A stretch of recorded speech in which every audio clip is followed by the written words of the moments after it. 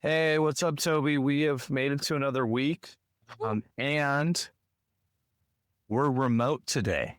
Hey, we are freewheeling, totally untethered from the desk, and I'm watching clouds roll across the sky where I'm at from calling in from my go anywhere truck. So Nice. So you're on the road. I'm parked actually at my folks' place in southern Idaho, Sweet. visiting some S- family this week, doing a little stuff just for Sweet. me. So where are Nice. I love you? it, Where are you man. remote today? I am remote calling from Boise, Idaho. So we're both in the same state today. It's good Yes, stuff. I like it. I Usually like you it. are you are Eastern, but let's focus on the topic. So today's topic is, we talk about corporate debt from a big picture.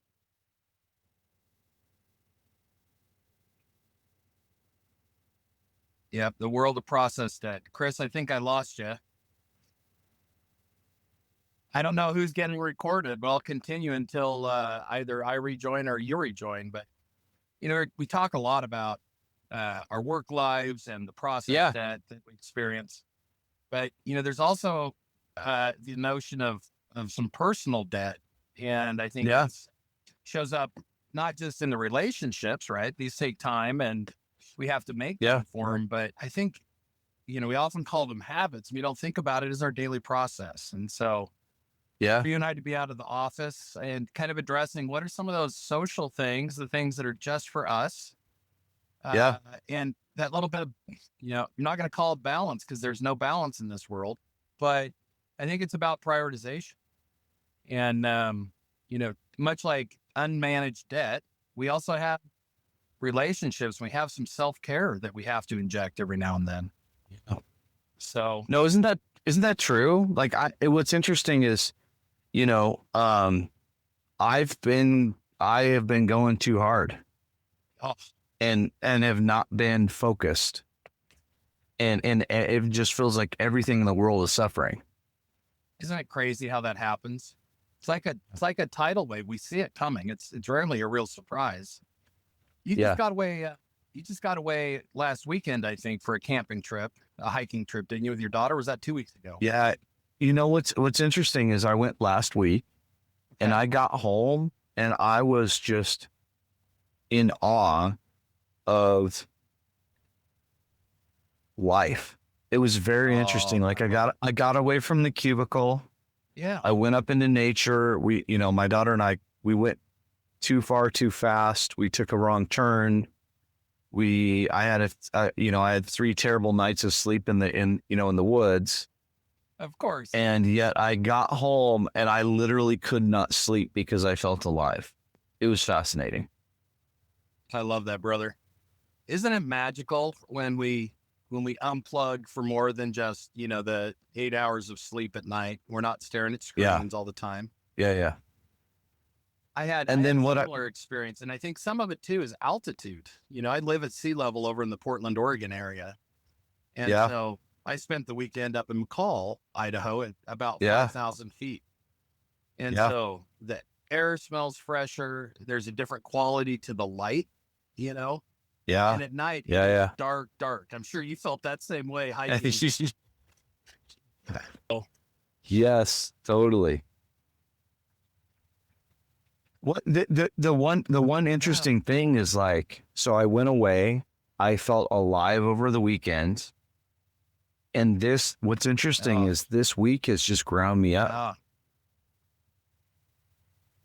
And and I'm not exactly like, it's almost like I'm addicted to the craziness, and I just need to mentally figure out, Yeah. mentally just figure out what I'm doing, where I'm headed, choose and Yeah. go. It's easy, I think, when you combine a versatile skill set with an insatiable curiosity about the world.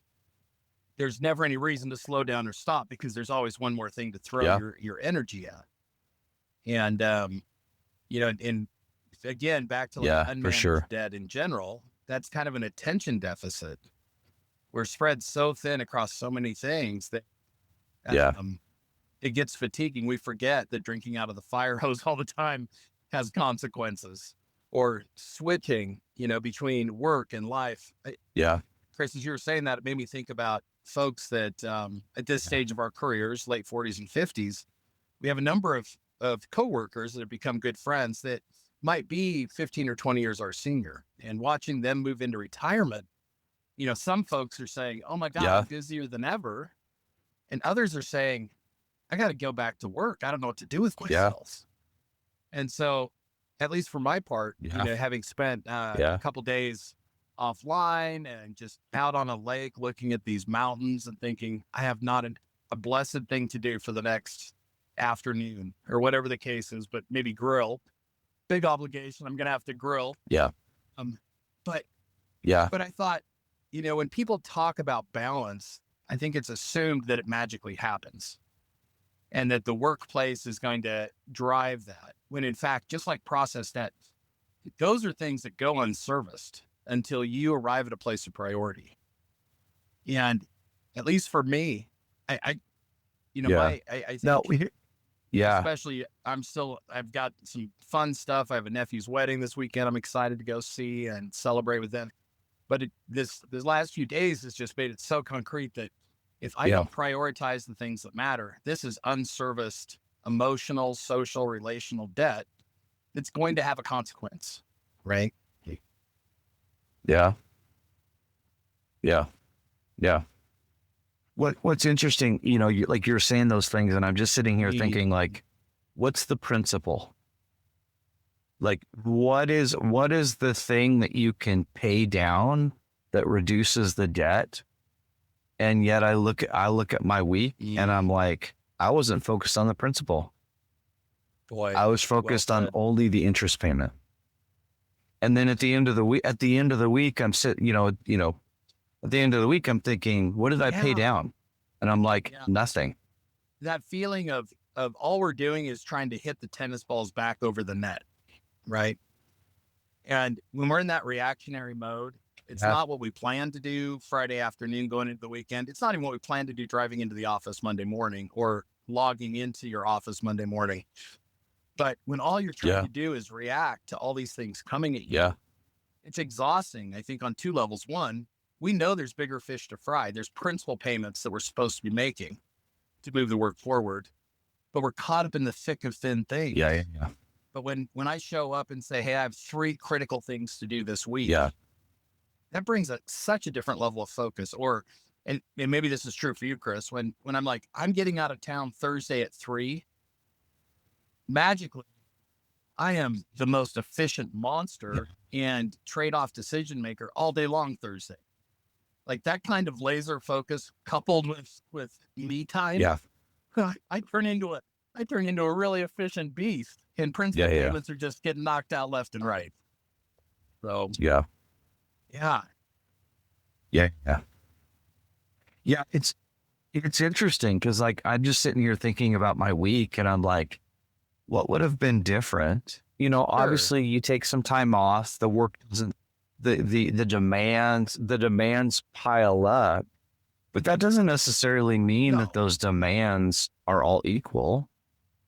And, I bet you the key is like, if I spent 5 minutes just saying, look, this is my priority and this is what I can do well this week. I found myself giving this piece of advice like to a young what a difference that would have made instead of, me, given what you know now, and what would you me do actively engaging and I said, I just would grinding myself down. More importantly, I would budget. Like it's a bit of a change of thinking, because I'm a paradox shift there. Because I have a finite amount of time. And so, whatever my earnings are, build a lifestyle that is 70% Not a or loss, less. Toby. And that other 30%, no, you're back. You fell off for a little bit, but you're back. And we were having this conversation about, if you were to turn on a radio station and all it was doing was blaring at you without any white space, how do you distinguish the notes?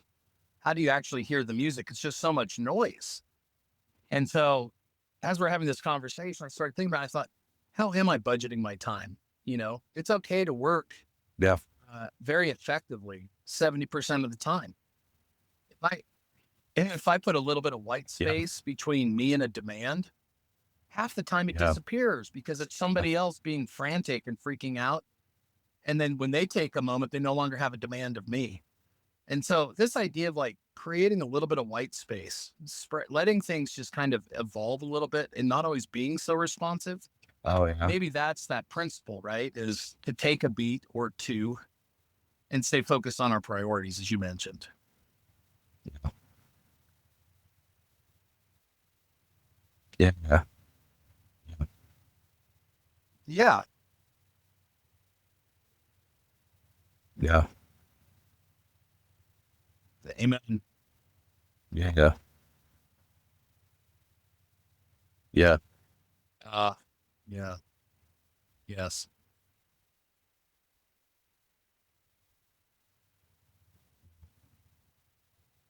Yeah.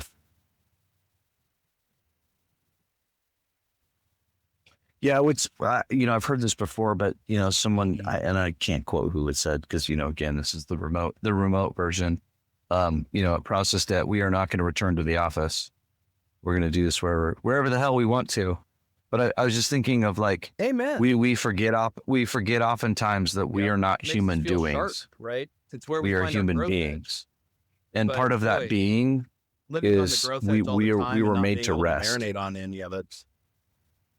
That's a tough one. And that's so Chris, critical for us to just sit back, take that time for ourselves so that when we are full of life, like when we are rested, we can do the work. Because like nothing's more satisfying than a little bit of challenging work that's just slightly above your skill set. So you gotta figure it out because nothing is more better. Nothing's better than that. Yeah. Yeah. So, yeah. Well said. Well said. Because you're not in either. Yeah. I love it. Thank you, sir. Yeah, no, for sure. I love it. Yeah, thank you. And thank you to all of our listeners. All right. Yeah.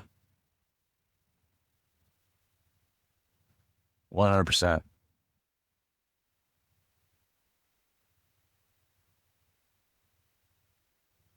Yeah.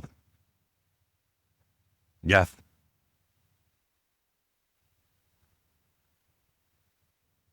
Yeah, like just it's simple as be with yourself or be with your work, but don't be in both places. Yeah. All right, man. Yes, absolutely. Well, we made it. We made it through another one.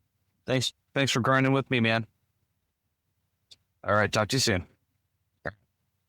Yep. All right, man.